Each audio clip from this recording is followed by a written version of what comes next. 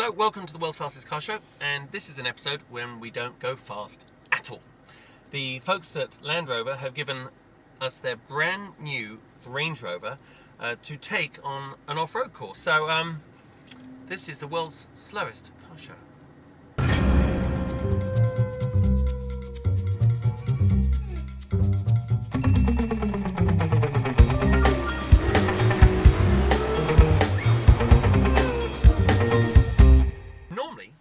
Racetrack in one of those high-powered vehicles, I turn everything off because I want as little intervention as I can from the electronics on the car. It's just the control freak racing driver in me.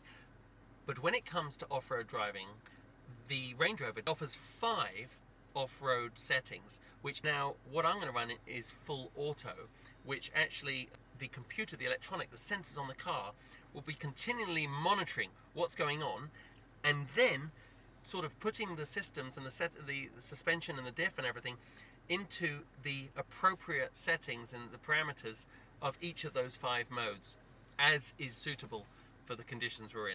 And now it's all up to my own weakness as a slow driver.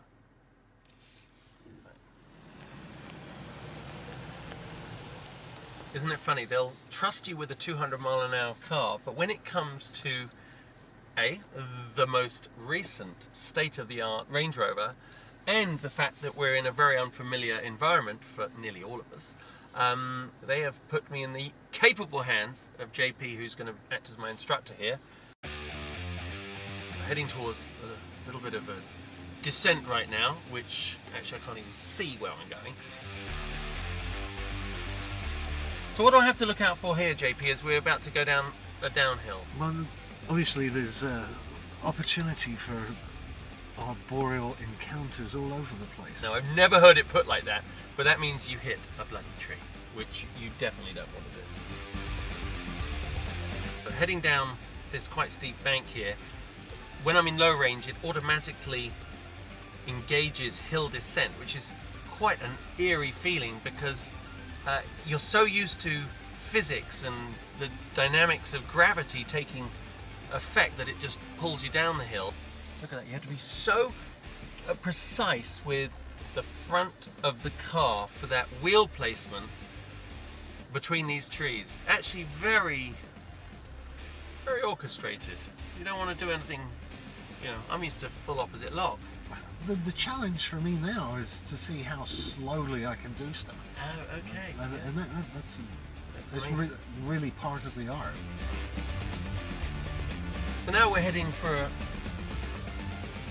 sort of stretch of the terrain here that I can imagine what you call articulate the chassis, isn't it? Because I can feel with these offset bumps and ruts that you can see on the display down here that it actually shows you the 2 axles completely accurately displaying the articulation of what the car's doing.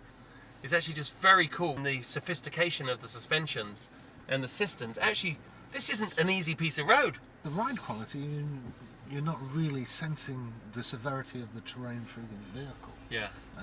And that's what separates us from other vehicles. Yeah. Traditionally, a beam axle was the desired axle of choice for off-roading. Remembering first gear is a very active gear, so if you're in first going up a hill and you add gas, all of a sudden you've got wheel spin. Yeah. Spinning wheels don't get you anywhere, but we have things like traction control and nice and easy. This is where first gear and a little bit of left foot braking may come into play. Okay. All the way to the right. All the way to the right. There we go. Nice and easy on that brake. We don't want to stuff the front in there, front left. So it's all about weight transfer, just the same as in a on a track. You just want to keep the platform from really overloading at the wrong moment.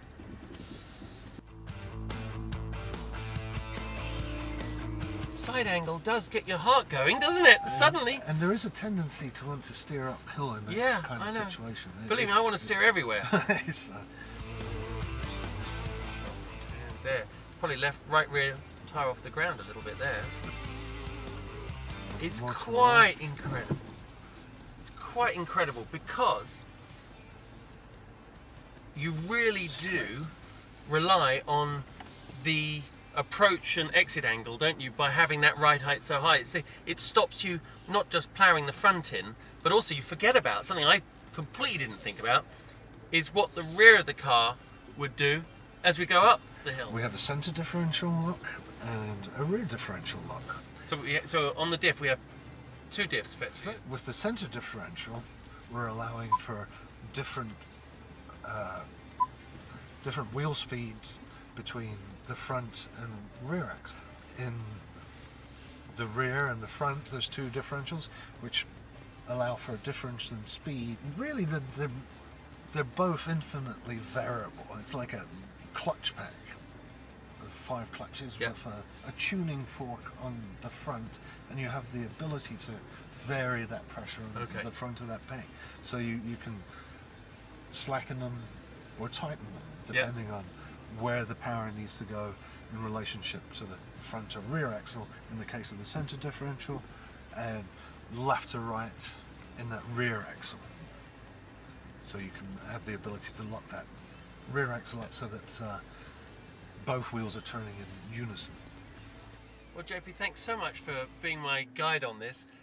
I guess to sum it up, I would say that it is extraordinary that Land Rover with the new Range Rover is carrying on that heritage, correct, of what this brand means, but also that I think a lot of people who are cruising the pickup lines, who are commuting to work, I think somewhere deep inside, if you own one of these, you know that you have a vehicle that can go where few others can. So thank you very much. We'll no problem. now I want to hit the wilds. Now I want to go to Africa. Now I want to go to the Amazon. Now I want to go in the Sahara.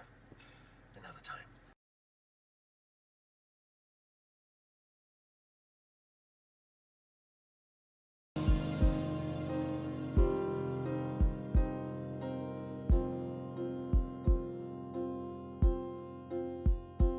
Check back each week for more on your eBay Motors mobile app.